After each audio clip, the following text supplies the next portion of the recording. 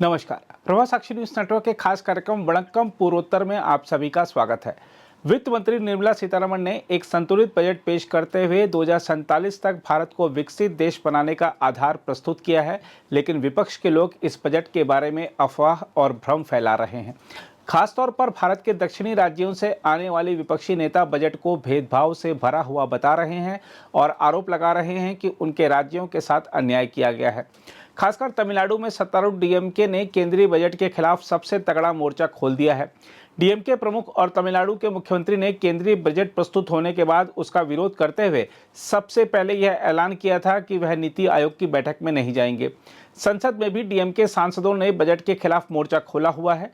DMK सांसद दयानिधि मारन ने केंद्र सरकार पर तमिलनाडु और तमिल जनता से भेदभाव करने का आरोप लगाते हुए कहा है कि राज्य की जनता बीजेपी के नेतृत्व वाली सरकार को कभी माफ नहीं करेगी। डीएमके का आरोप है कि तमिलनाडु को इसलिए दंडित किया जा रहा है क्योंकि उसने बीजेपी को चुनाव में समर्थन नहीं दिया।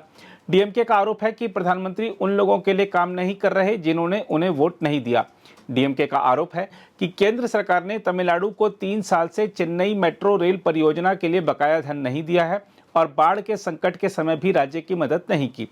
डीएमके का कहना है कि प्रधानमंत्री मोदी कई बार कह चुके हैं कि वह तमिल भाषा को प्यार करते हैं, लेकिन उन्हें बताना चाहिए कि उन्होंने तमिल भाषा और तमिल लोगों के लिए क्या किया है। केंद्रीय बजट में तमिलनाडु की पूरी तरह से अनदेखी का आरोप लगाते हुए जब मुख्यमंत्री स्टालिन ने 27 जुलाई को दिल्ली में प्रधानमंत्री नरेंद्र मोदी की अध्यक्षता में होने वाली नीति आयोग की बैठक का बहिष्कार किया, तो उसके बाद कई और विपक्ष शासित राज्यों के मुख्यमंत्रियों ने उनका अनुसरण किया। डीएमके का आरोप है कि वित्त मंत्री निर्मला सीतारमण ने अपने बजट भाषण के दौरान एनडीए सरकार को समर्थन दे रहे नीतीश कुमार और चंद्रबाबू नायडू द्वारा शासित बिहार और आंध्र प्रदेश का जिक्र तो किया, लेकिन तमिलनाडु का उल्लेख नहीं किया, जबकि उसे भी केंद्रीय मदद की सख्त जरूरत है। देखा जाए तो यहाँ डीएमके जनता को गुमराह करने की कोशिश कर रही है, क्योंकि उसकी ओर से कहा जा रहा है कि जिन राज्यों का बजट भाषण में जिक्र नहीं होता उनको इसका लाभ नहीं मिलता। 2004 से 2014 तक जब केंद्र में यूपीए की सरकार थी, जिसमें डीएमके भी शामिल थी, तब 6 सालों के बजट भाषण में तमिलनाडु का जिक्र नहीं आया था।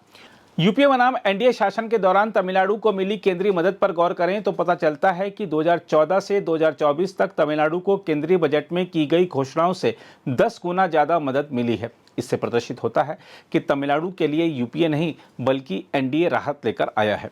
केंद्रीय बजट के विरोध में नीति आयोग की बैठक का बहिष्कार कर रहे मुख्यमंत्री स्टालिन को यह भी सोचना चाहिए कि यदि वे बैठक में जाते तो शायद अपने मुद्दों को उठा पाते, लेकिन अब चूंकि वह नहीं जा रहे हैं तो एक तरह से वह खुद ही राज्य का नुकसान कर रहे हैं। नीति आयोग की बैठक का बहिष्कार करने के मुख्यमंत्री के निर्णय को ड्रामा बताते हुए बीजेपी ने पूछा भी है कि इससे मुख्यमंत्री को क्या हासिल होगा। बीजेपी ने कहा है कि प्रधानमंत्री की कुर्सी पाने का स्टालिन का सपना पूरा नहीं हो पाया, इसलिए वह केंद्रीय बजट का विरोध कर रहे हैं। बहरहाल देखा जाए तो यह कहना सरासर गलत है कि यह सिर्फ 2 राज्यों का बजट है। बुनियादी ढांचे के निर्माण के लिए 11,11,111 करोड़ रुपए के पूंजीगत व्यय का आवंटन 1 या 2 राज्यों के लिए नहीं बल्कि पूरे देश के लिए है।